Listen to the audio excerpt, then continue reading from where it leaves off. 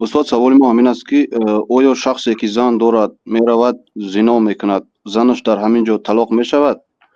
و دویم سوال وقتی که مستحب میکنیم، وقتی که در وقت طهارت مستحب میکنیم، همان آلات مردانگی را قبل طهارت میشکند بعد از طهارت؟ صداتان گم شد برادر. سوال استاد یکم تو من جواب داده میستم. کسی که زنا استاد کند نعوذ بالله نکاحش با زن اولش بریده میشد یا نه بریده نمیشد مادامی که زنای حلال نشمارد.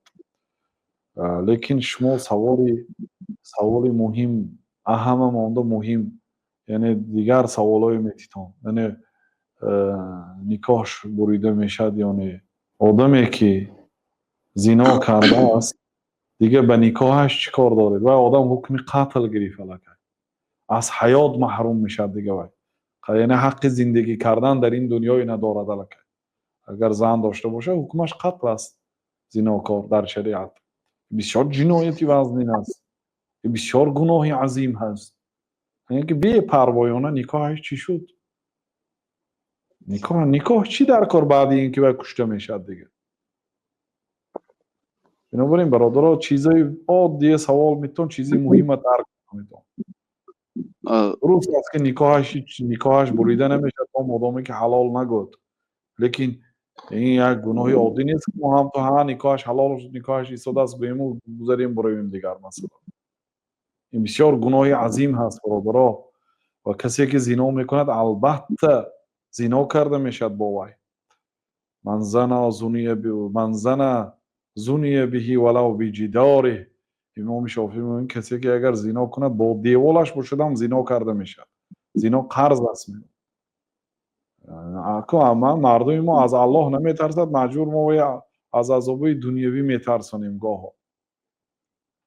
لیکن همین هم نمیترسد. خیر الله تعالی هدایت کنه. داملا جان، مقصد بعد از همین زنا را کردن صدقاً توبه میکند و به سوی خدا باز میگردد، یعنی توبه نصوح میکند. او از همین عملی کردهش باز اتفید میگیرد مقصد؟ الله اعلم. به هر حال گناهش اگر بخشیده شدم باید جزای خیانت به زن مردم، خیانت به دختری مردم، اینا باید چشد یا مراتبه.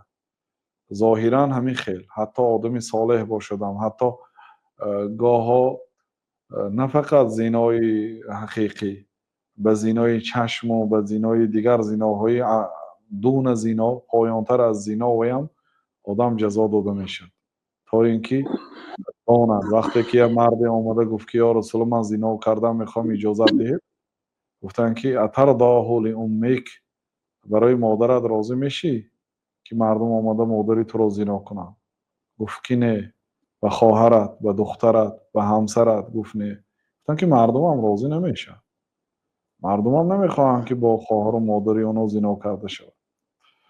بنابراین انسان باید این چیزای تصور کند. زن گیرد، الله تعالی راهی حلال برآورده مانده است، لیکن دستی به زنا نزند. محمد ابن سیرین در خوابشون هم زنا نکرده بود، یعنی یگان مراتبه در خواب